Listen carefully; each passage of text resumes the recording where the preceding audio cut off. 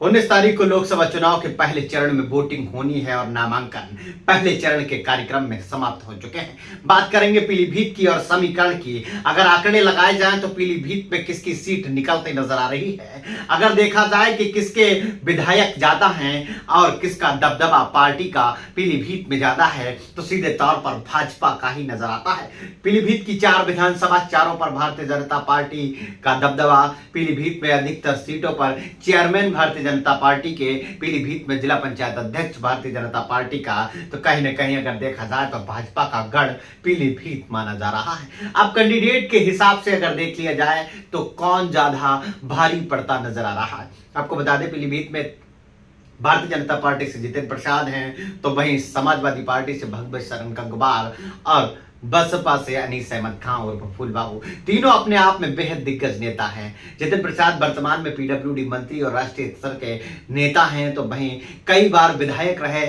भगवत शरण गंगवार और स्वास्थ्य मंत्री भी सपा सरकार में रह चुके हैं। आपको बता दें अनीस अहमद खान भी कई बार विधायक रहे और कई बार मंत्री बसपा सरकार में रह चुके हैं। ऐसे में तीनों दिग्गज इस बात भिड़ते दिखाई दे रहे हैं, लड़ते दिखाई दे रहे हैं और कहीं ना कहीं त्रिकोणीय मुकाबला कहा जा सकता है। लेकिन अगर आप बात बताएं समीकरण की तो पीलीभीत में कुर्मी बाहुल्य क्षेत्र माना जाता है। यहाँ पर बर्मा वोट, किसान वोट भी निर्णायक भूमिका रखता है और मुसलमान वोट भी काफी है। ऐसे में अगर देखा जाए तो भगवत शरण गंगवार कुर्मी हैं और मुसलमान की बात की जाए तो मुस्लिम वोट को अपनी तरफ साधने का काम कहीं ना कहीं अनीस अहमद खान और प्रफुल्ल बाबू भी करेंगे। और जितेंद्र प्रसाद ब्राह्मण हैं तो ब्राह्मण वोट भी खासा है पीलीभीत में। अगर देखा जाए तो पीलीभीत में ब्राह्मण वोट एक तरफा है और भारतीय जनता पार्टी का कोर वोट जो अत्यधिक मात्रा में पीलीभीत में है सीधे तौर पर जितेंद्र प्रसाद को मिलने वाला है। अगर बात की जाए समाजवादी पार्टी के कैंडिडेट की तो वो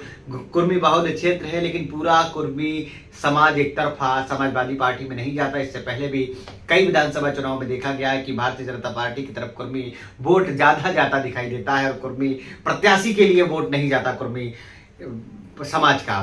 तो सीधे तौर पर ये मान लिया जाए समाजवादी पार्टी का अगर वोट है मुस्लिम और अन्य जातियां भी थोड़ी थोड़ी कोर वोट हैं और मुस्लिम समाज भी थोड़ा मिलेगा, तो भगवत शरण गंगवार की भी दावेदारी बहुत महत्वपूर्ण मानी जाती है। लेकिन मुस्लिम समाज के कुछ वोट को काटने का काम अनीस अहमद खान और प्रफुल्ल बाबू करेंगे जो पीलीभीत में एक दिग्गज चेहरा माने जाते हैं। ऐसे में स्थिति आप साफ तौर पर समझ चुके हैं कि कौन चुनाव कितनी दमदारी से लड़ रहा है, ये बताने की जरूरत नहीं है। पीलीभीत में इशारे काफी नजर आ रहे हैं।